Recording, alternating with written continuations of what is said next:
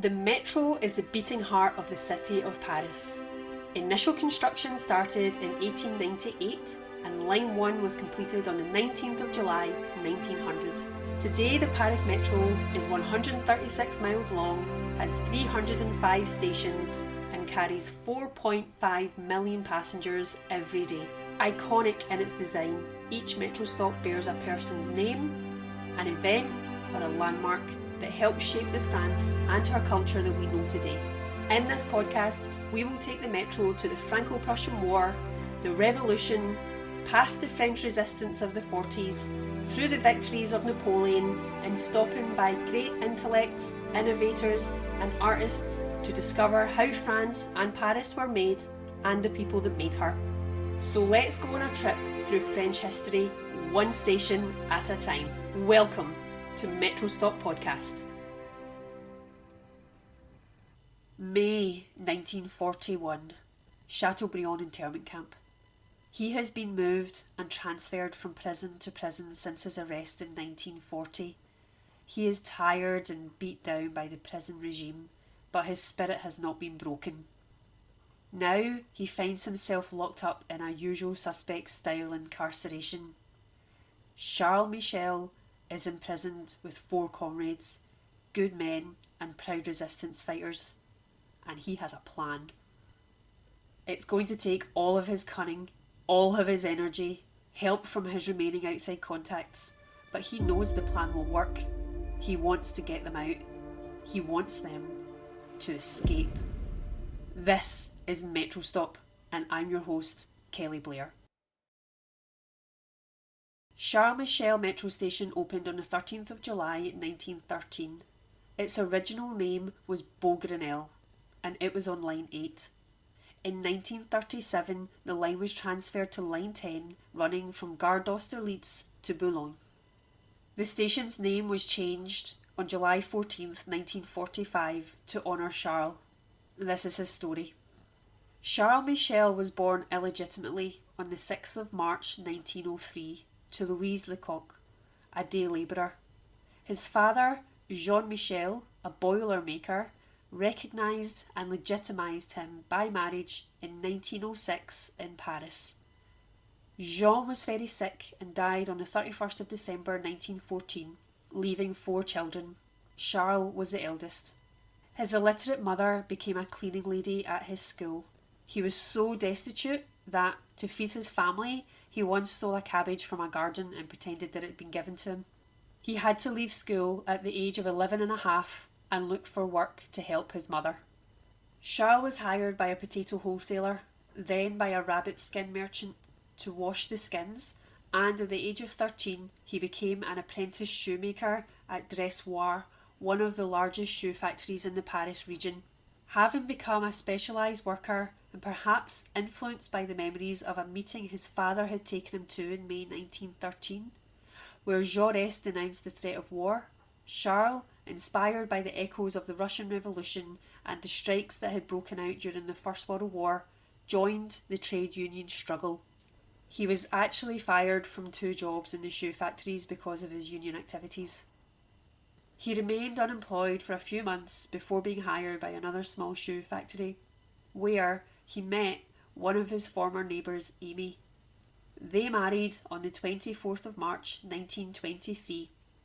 They had 2 daughters, Regine in 1923 and Denise in 1930. A strong-built athlete, a brawler, he supplemented his wages by taking part in boxing matches at the Folie Belleville. This left its mark on him physically.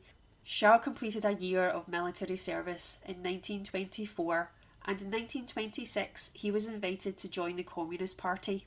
In 1929, Charles Michels was elected as the permanent secretary of the CGTU's leather and skins unions in Paris. Michels was a dedicated trade unionist, and he rose to become a prominent leader in the CGTU, the Confédération Générale du Travail Unitaire, and later the CGT, the Confédération Générale du Travail.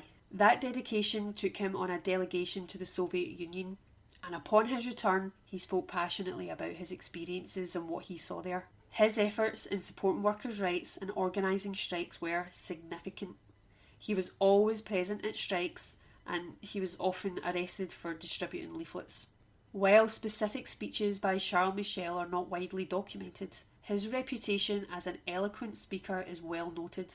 His ability to rally support and inspire action through his words was a significant part of his influence. Elected as deputy in 1936, Michels used his position to advocate for workers and resist fascist ideologies. He used his platform to tour North Africa in 1937.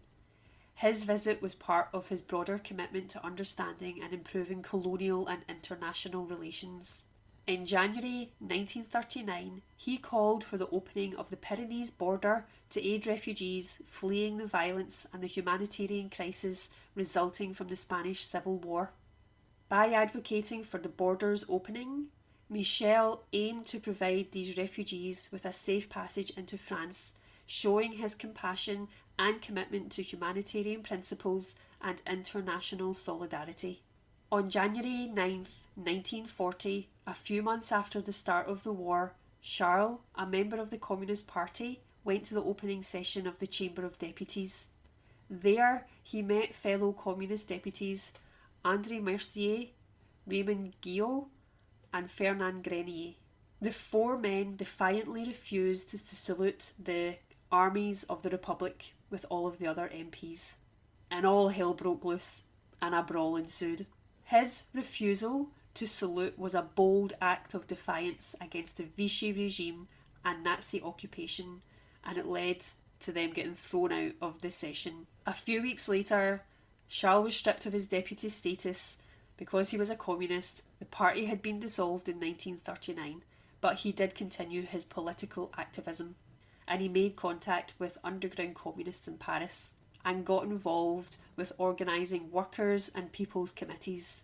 In early October 1940, he is found and arrested for clandestine communist activities and sent to prison. And this is where we came into this story. He prepared the escape of 4 prisoners: Fernand Grenier, with whom he got into the brawl that day, Henri Reynaud, Léon Mauvais, and Eugène Henaf. These men were all prominent and valuable members of the resistance. In particular, he organised Reynaud's escape on the 19th of June 1941. Charles was a coordinator. While pretending to be unaware of the escape in his correspondence, he played a central role in organising the breakout. This included communicating with other members of the Underground Committee, creating distractions to divert the attention of the guards, and forging documents. Then, on June 19th, 1941, Henri Reynaud successfully escaped from the camp. Unfortunately, the exact details of the route and methods used remain less documented, but the operation's success was a testament to the careful planning and the bravery of everyone involved.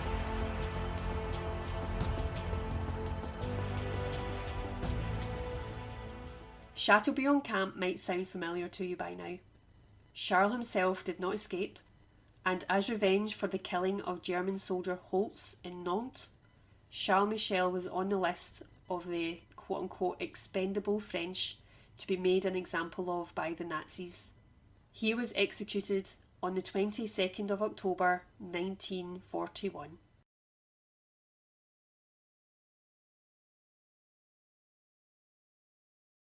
Charles Michels is an icon in the French resistance for his unwavering defiance against fascism, even from his prison cell, and for the ultimate price he paid for this defiance.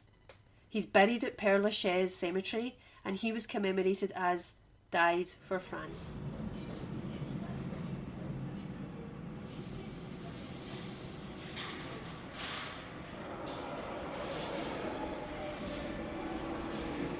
Your mission is to set up a spy network for the Free French Naval Forces and report back to General de Gaulle in London. But you don't see the betrayal coming. That's next time on Metro Stop. My main sources for this season are the RATP and the website lemetron.fr. Other sources are listed on show notes. Music by Martin Shelkins, and you can contact me at metrostoppodcast@gmail.com.